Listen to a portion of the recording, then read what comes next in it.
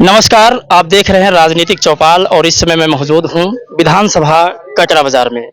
गांव चलो अभियान के तहत बहन जी ने अपने सभी पदाधिकारियों को गांव-गांव में भेजा है और अपने तमाम सेक्टरों को मजबूत करने के लिए भी तमाम बसपा के पदाधिकारी मौजूद हैं। लेकिन अभी जब ऑफ कैमरे के माध्यम से मैं सुन रहा था, तब सर ने एक बहुत अच्छा जो है कैलकुलेशन रखा था सामने चुनाव जीतने का।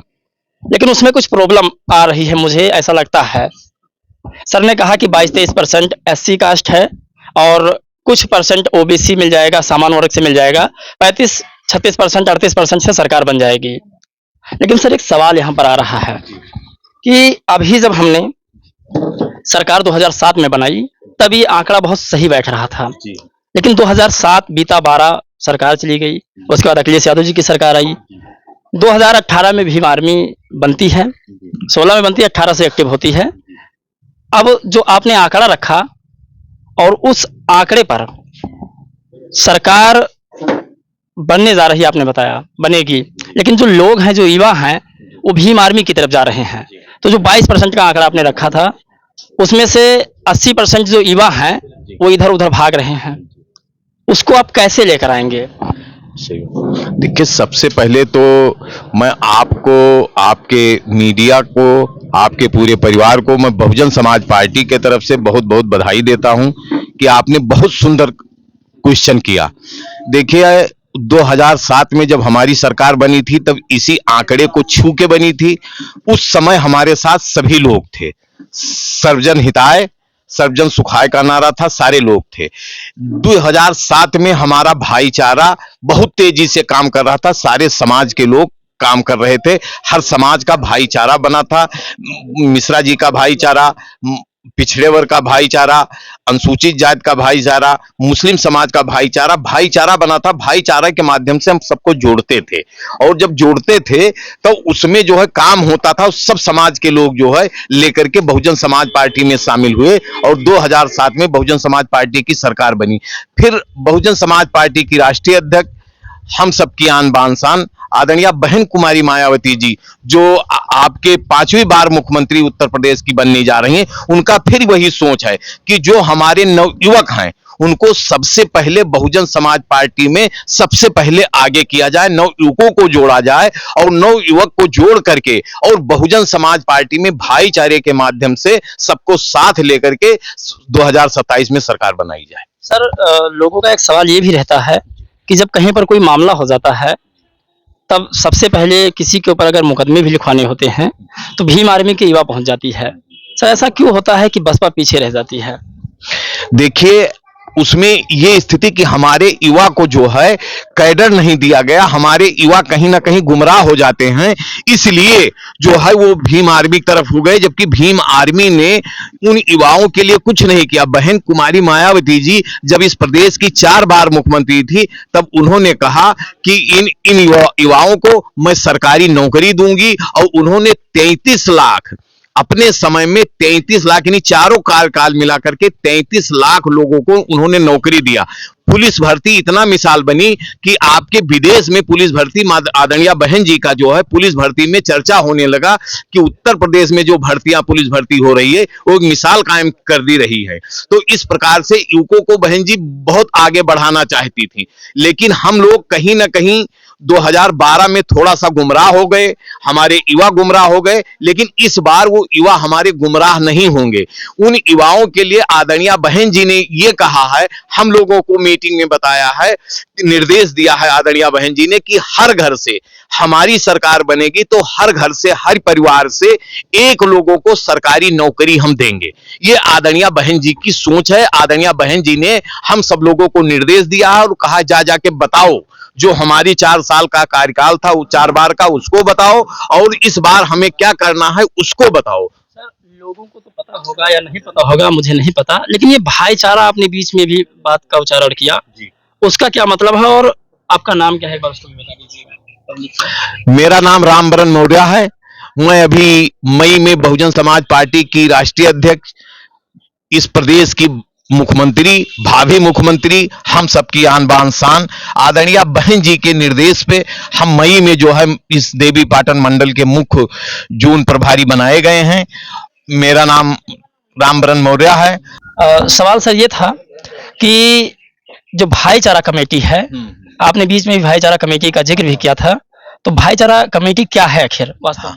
देखिए, जब 2007 से 12 में बहुजन समाज पार्टी की सरकार बनी तो भाईचारा में विधानसभा स्तर पे हमने जैसे मौर्य भाई मतलब पिछड़े वर्ग का भाईचारा बना दिया, हमने जो है मुस्लिम समाज का भाईचारा बना दिया, हमने ब्राह्मण समाज को भाईचारा बना दिया। ये मतलब हुआ कि आप मौर्य समाज में जाइए और बहुजन समाज पार्टी में भाईचारे के माध्यम से उनको जोड़िए। अच्छा, इसका जिला अध्यक्ष भी अलग होगा या जिला अध्यक्ष भी है?